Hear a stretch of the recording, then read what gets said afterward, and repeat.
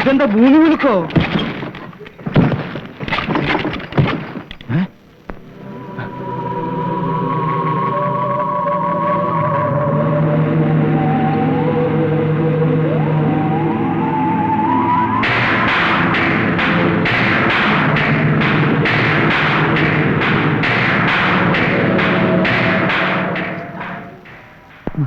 മസ്താനല്ലേ?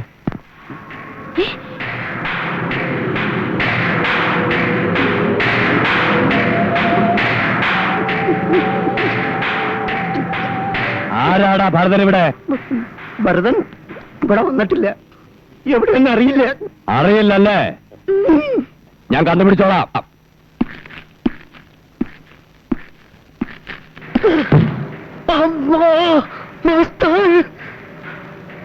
ഭരതൻ കുഞ്ഞെ വാ, നമുക്ക് തിരിച്ചു പോവാം. തിരിച്ചു പോകാനോ? എന്തിന്? തിരിച്ചു പോകേണ്ടി വരില്ല. നീയാണല്ലടാ ഭരതൻ, ഇവിടത്തെ ദാദാ. അതേടാ, ഞാൻ തന്നെ.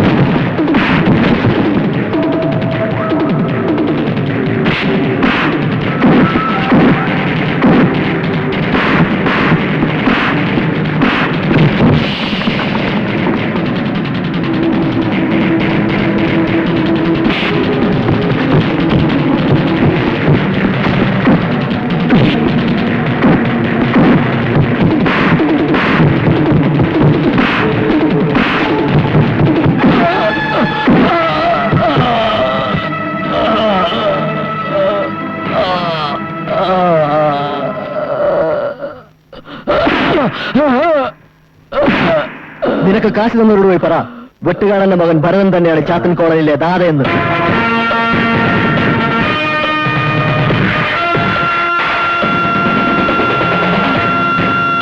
എന്റെ രാഘവ അവനിട്ടൊന്നും ഏശത്തില്ല. അവന്റെ സമയം നല്ലതാ. ഇല്ലെങ്കിൽ ആ കിളവും മാസം തല്ലിയപ്പോ അയാള് ചത്തുകൊണ്ടല്ലോ. ചത്തില്ലെന്ന് മാത്രമല്ല, കേസും വേണ്ടാന്ന് വെച്ചു. എനിക്കതല്ല മനസ്സിലാകാത്തത്. ആ CI അവനെന്തിനാ പുറത്തു വിട്ടത്? ആ എന്തെങ്കിലും എഴുതി ചേർത്ത് അവൻ അകത്തിട്ടുള്ളായിരുന്നു. അതിന് അയാൾക്കും അവനെ പേടിയാ. പുറത്തിറങ്ങി നടക്കാൻ മേലെ. പണ്ട് കണ്ട ചാടി എണീക്കണവന്മാര് ഇപ്പൊ കാലിന്മേ കാലിട്ടാ ഇരിപ്പ്. എന്നിട്ട് കളിയാക്കി ഓരോ കുത്തുവാക്കുകളും സഹി കെട്ടു. ഏതായാലും ഞാൻ മധുര വരെ ഒന്ന് പോകാൻ തീരുമാനിച്ചു. അതെന്തിനാ? മധുര മീനാക്ഷിയമ്മ തൊഴാനോ? അല്ലടാ, എനിക്ക് മരുതുപാണ്ടി തേവരെ ഒന്ന് കാണണം.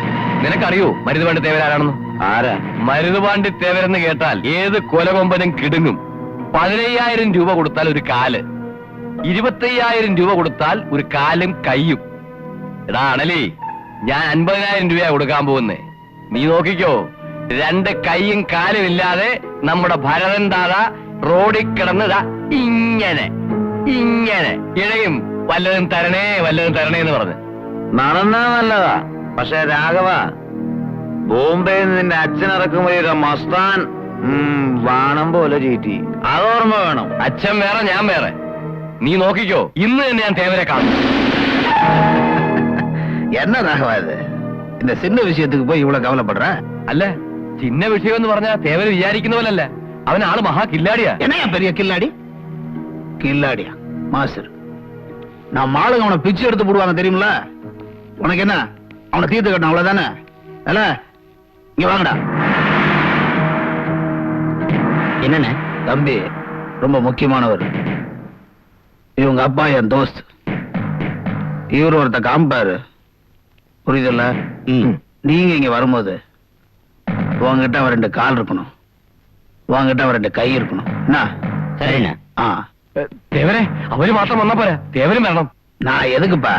இவங்க போதும். உனக்கு இவங்களை பத்தி தெரியாது, அதனால நீ சொல்ற. എല്ലാം தெரியும், പക്ഷെ തേവര് വന്നേ പറ്റൂ. என்ன புரியாத ஆளா இருக்க? ஒண்ணும் கவலைப்படாத ராகவா, நான் சொல்றேன்ல.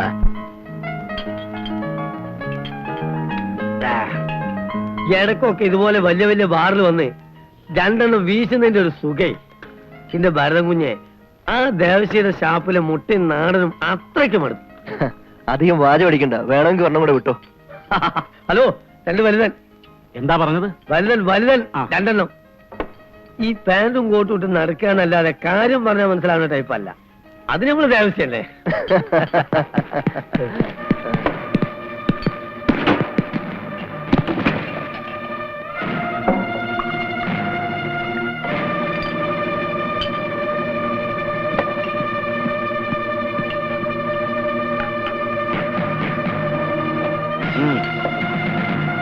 ഹായ്, കൊള്ളാമല്ലോ.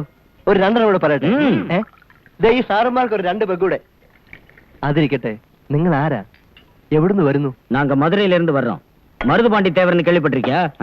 ഉയ്യോ, പിന്നെ അതിന് എന്നെ ഒന്നെ തേടിത്താൻ വന്നോ? ഇല്ലെന്നാ എതുക്ക് ഇவ்வளவு ദൂരം? എന്നെ തേടിയോ? എന്തിന്? അതാപ്പാ ഒരു രാഘവൻ. ഓ, അത് ശരി. എത്ര രൂപ തന്നു? സുമ്മാ 50,000 രൂപ. വെറും 4 പീസ്, അവളതാ. നിങ്ങൾ വിചാരിക്കുന്ന പോലെ എന്നെ ഒരു ചുക്കും ചെയ്യാൻ പറ്റത്തില്ല. മര്യാദയ്ക്ക് 2 എണ്ണം വിട്ടിട്ട് സാറുമാർ സ്ഥലം കാലിയാക്കുന്നതാ നല്ലത്. അതെപ്പടി? നാങ്ക വന്ന വേലയെ മുടിച്ചിട്ട് താൻ പോണോ. അതാ എങ്ക അണ്ണ ഉത്തരവ്. ഓ, അപ്പടിയാ?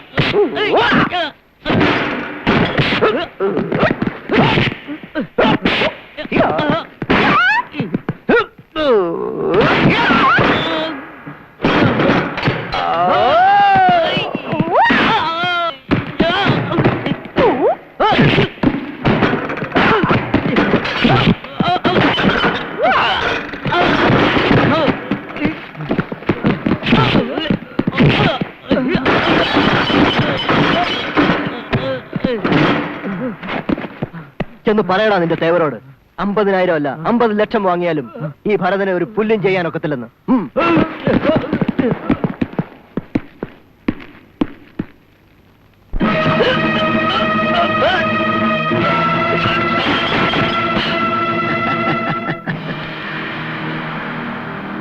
புல்லுகள் எல்லாம் எதுக்குப்பா? அது பசுமாடு தின்னுட்டுமே, நமக்கு எதுக்கு?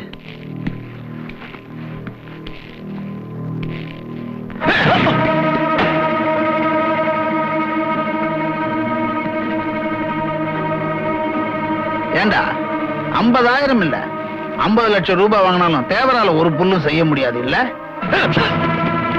ஏண்டா எவ்வளவு திமிர் இருந்தா நீ இப்படி சொல்லிருப்ப? இல்ல உன் உயரத்துக்கு முடிய வச்சுட்டா நீ பெரிய ரவுடியாடா. போரிக்கு பால அப்பாவி ஊர் ஜனங்களை ஏமாத்தி தின்னுட்டு இருக்க பெரிய உஸ்தாது நினைப்பாடா. தேவர் யாருன்னு உனக்கு தெரியாதுல்ல, இப்ப தெரிஞ்சுக்குவேன்.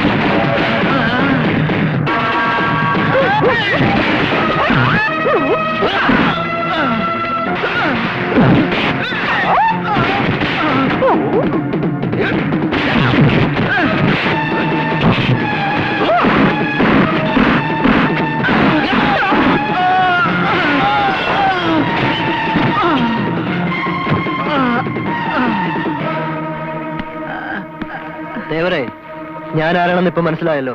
പൊയ്ക്കോ. പിന്നെ കൈയും കാലും ഒക്കെ പാഴ്സലായിട്ട് അങ്ങ് അയച്ചു തന്നേക്കാം.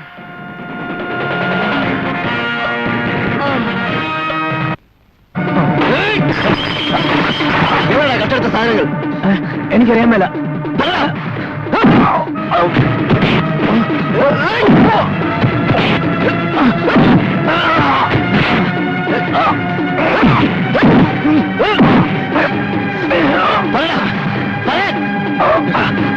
അത് ഞാൻ മാത്രമല്ല, രാഘവനും വേലായിട്ടോടെ പറഞ്ഞിട്ട് കൊമ്പൻ കൃഷ്ണ അതിന്റെ.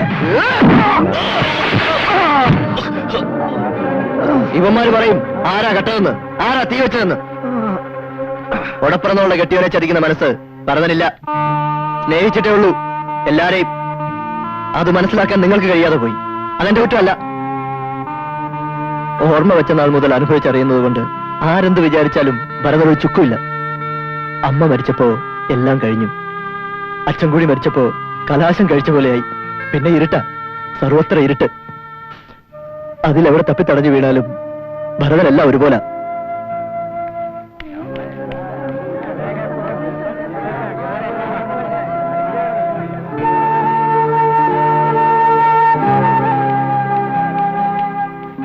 എനിക്കാരുടെയും വീട് വേണ്ട. അതുകൊണ്ട് ഇവളുടെ ജീവനം തകരുകയും വേണ്ട. ഇവളുടെ പേരിൽ ഞാൻ എഴുതി വെച്ച ഇഷ്ടദാനം ചെല്ല്. എന്നിട്ട് എല്ലാവരും കൂടെ സുഖമായിട്ട് ജീവിക്കുക.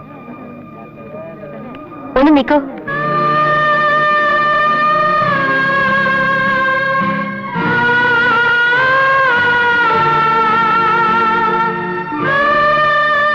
അച്ഛൻ ഇതിവിടെ ഏൽപ്പിക്കാൻ പറഞ്ഞു. എന്റെ അച്ഛന്റെ ജീവന് 1.5 ലക്ഷമല്ല വില.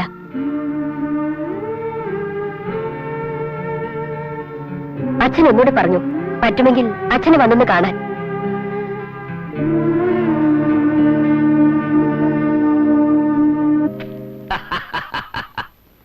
അങ്ങനെ ഭരതൻ പിന്മാറി. ഇതുവരെ നിനക്കൊന്നും ഈ വേലായുധനെയും രാഘവനെയും ഒന്നും വേണ്ടായിരുന്നു അല്ലേ? അപ്പോ ഇതുപോലെ ഇനി 2 എട്ടൂടെ കൊണ്ടുവന്നിട്ട് നമുക്ക് ജോലിക്കാരും തീരുമാനിക്കാം. എന്താ അച്ഛൻ പറഞ്ഞത് കേൾക്കുന്നുണ്ടല്ലോ? ആയെങ്കിൽ പോയി കൊണ്ടുവരാം. അങ്ങനെ ഭരതൻ എന്നൊരു മാരണം ഒഴിയുന്നു. വേലായിട്ടാ, ഭരതൻ ഒഴിയുന്നതേ വെട്ടുകാരന്റെ വീട്ടിലേക്കാ. ചാത്തൻ കോളനി തന്നെ ആ വീട്. അത് മറക്കണ്ട. അച്ഛൻ വേറൊരു കാര്യം കൂടി ഓർക്കണം. വേലായുധന്റെ മകൻ രാഘവൻ ഈ കോളനിയിൽ ദാതയാകാൻ പോണെങ്കിൽ അത് ഭരതൻ ഇട്ടെറിഞ്ഞിട്ട് പോയ കത്തിയും എടുത്തോണ്ടായിരിക്കില്ല, അവനെ കുത്തി മലത്തിയിട്ടായിരിക്കും. നീ എത്ര നാളാടാ രാഘവായി മസിലും പിടിച്ചത് പറയാൻ തുടങ്ങിയിട്ട്? ആണാണെ കുത്തിമലത്തി കാണിക്കടാ.